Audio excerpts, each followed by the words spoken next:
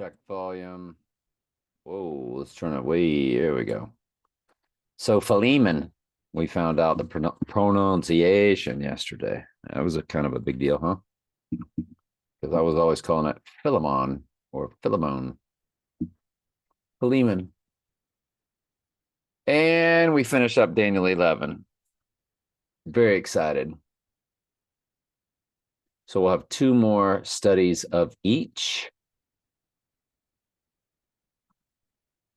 And then Tuesday, we open the book of Revelation and First Peter.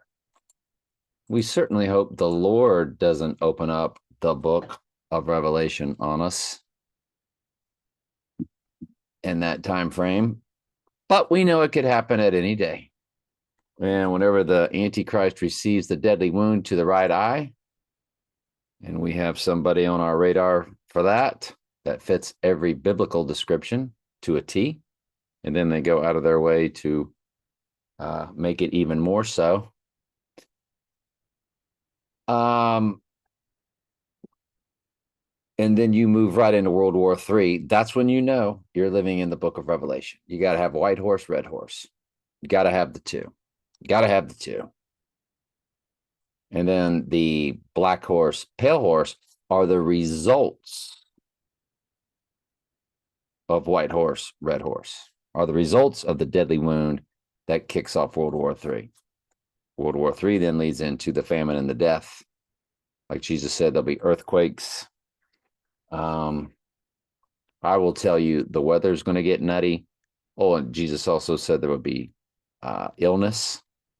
So everything from 2020 will be exponential. That was kind of like their dry run. So anyway, that's where we're at. And yeah, I guess that makes Tuesday, May 1st, a very high watch day, in my opinion. I would say so. It's also a new moon. Go figure.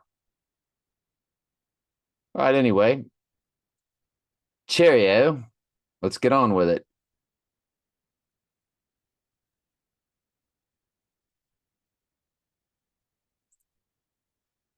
Philemon verses 7 through 12, or excuse me, Philemon. Philemon verses 7 through 12. For we have great joy and we want to bring up New Living. Let's read this one today backwards. Let's do New Living first, or that's not necessarily backwards. Reverse of what we did yesterday.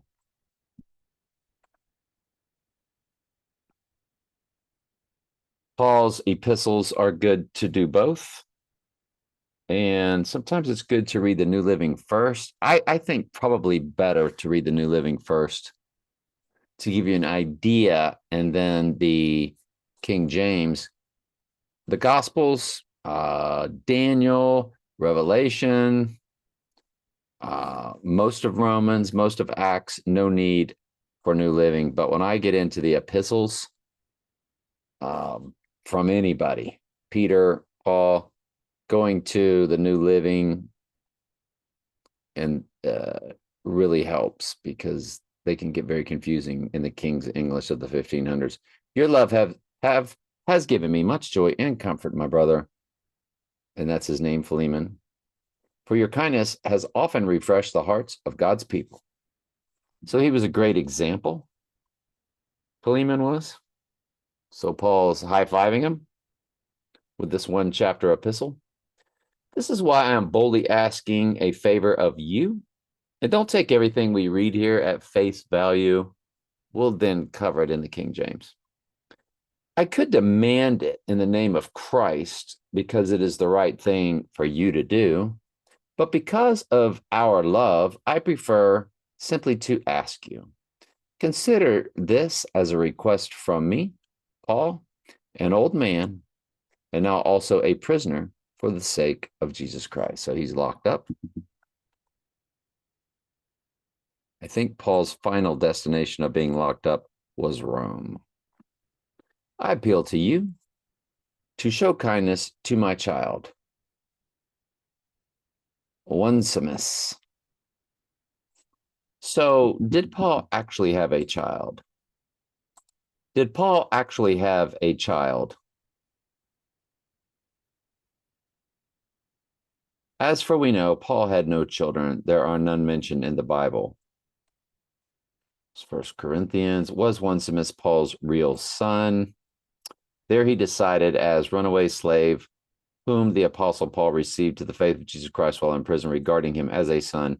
So a son in Christ is basically, here's Wikipedia for Onesimus.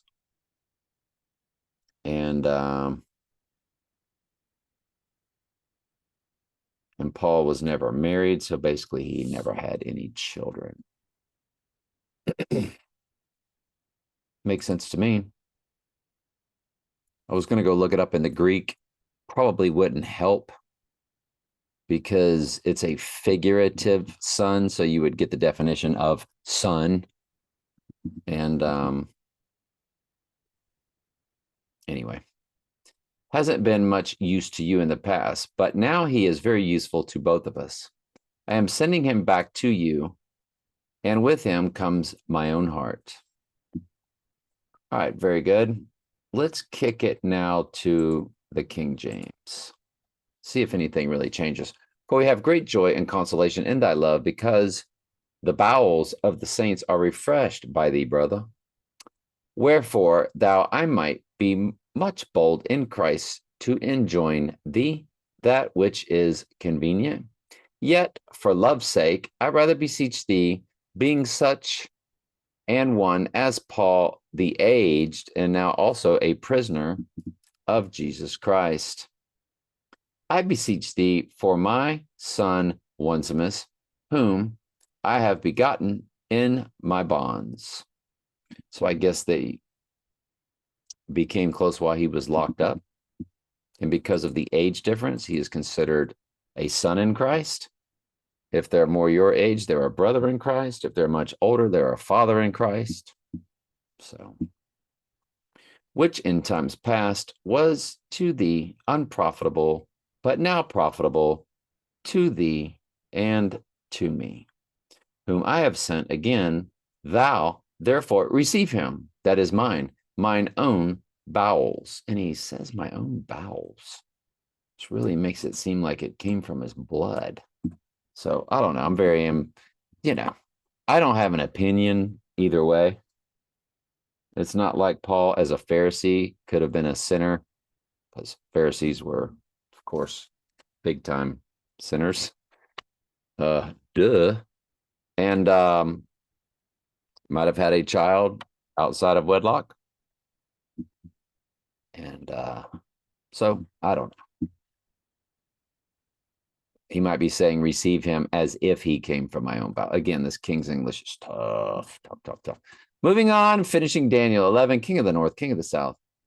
And at the time of the end shall the King of the South push at him, and the King of the North shall come against him like a whirlwind, with the chariots and with horsemen and with many ships.